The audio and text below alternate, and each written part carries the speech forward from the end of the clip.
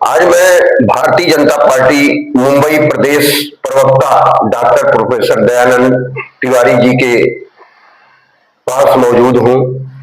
आज मैं जंतर मंतर पर जो प्रदर्शन, छात्रों का जो आंदोलन हुआ सीजेपी के नेतृत्व में, उस पर हम चर्चा करेंगे और विस्तार से उसके बारे में जो विपक्ष आरोप प्रत्यारोप लगा रहा है उस पर चर्चा करेंगे और साथ में धर्मेंद्र प्रधान के इस्तीफे पर भी आपसे राय लेंगे। जी सर, जी बताएं कि जो छात्र आंदोलन हुआ जंतर मंतर पर, उस पर आपका क्या विचार है, क्या आप संदेश देना चाहते हैं? देखिए, जंतर मंतर पर जो छात्र आयोजन, मैं तो कहूंगा कि छात्र आंदोलन नहीं था बल्कि छात्र आयोजन था। वह विपक्ष की सभी पार्टियां उसमें लगी हुई थी। यहाँ तक कि पाकिस्तान और गल्फ कंट्रीज के भी बहुत सारे लोग थे जो उन्हें तमाम पैसों से मदद करवाए और सभी पार्टियों ने अपने अपने कार्यकर्ताओं को भेजकर इसे एक आंदोलन का रूप दिया। जबकि सच ये है कि जो नीट परीक्षा को लेकर बात की गई, उसमें नीट का कोई परीक्षार्थी था ही नहीं। आप देखेंगे जिस उम्र वर्ग के लोग वहां पर थे, वो निश्चित है 30, 35, 40 के लोग थे। उसमें कोई 16, 17, 18 साल, 20 साल का कोई विद्यार्थी नहीं था। तो यह आंदोलन महज भारतीय जनता पार्टी को कहीं न कहीं घेरने के लिए किया गया था और कुछ भी नहीं था।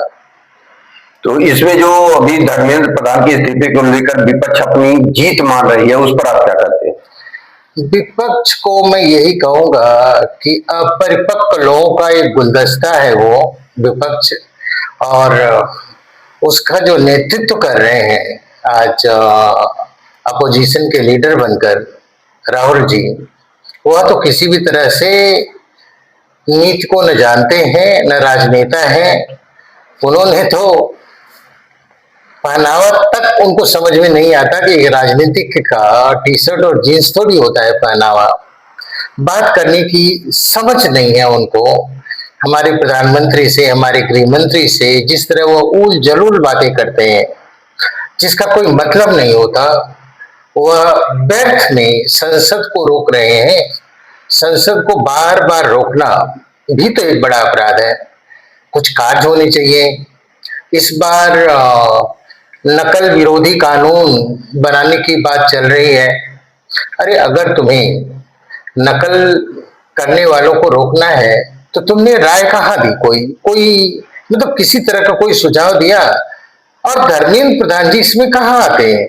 धर्मेंद्र प्रधान जी इतना ही है कि उस विभाग के एचओडी है, मंत्री हैं।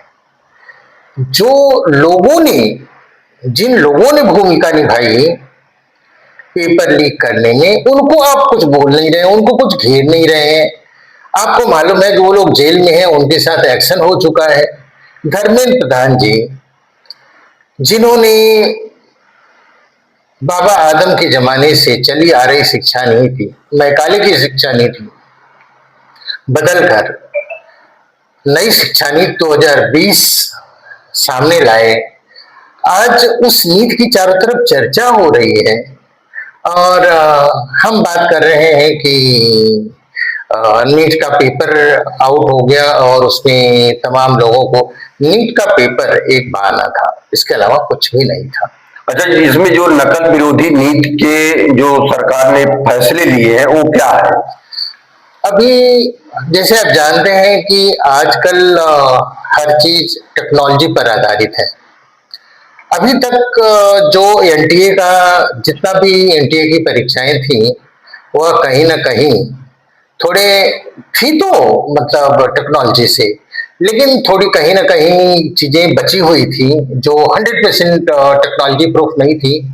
अभी नील केणी जैसे एक बड़े आदमी को और उनके साथ जो ग्रुप दिया है, हमारे इसरो के चीफ रहे हैं, हमारे यहाँ जो मतलब इस देश के ख्याति प्राप्त लोग हैं, उन्हें यह कार्य दिया गया है कि नीति ऐसा बनानी है कि नकल ना होने पाए।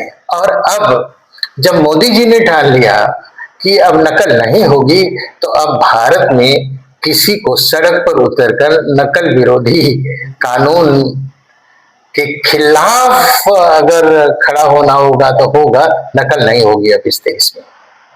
ठीक है सर, जानकारी देने के लिए आपको बहुत बहुत धन्यवाद।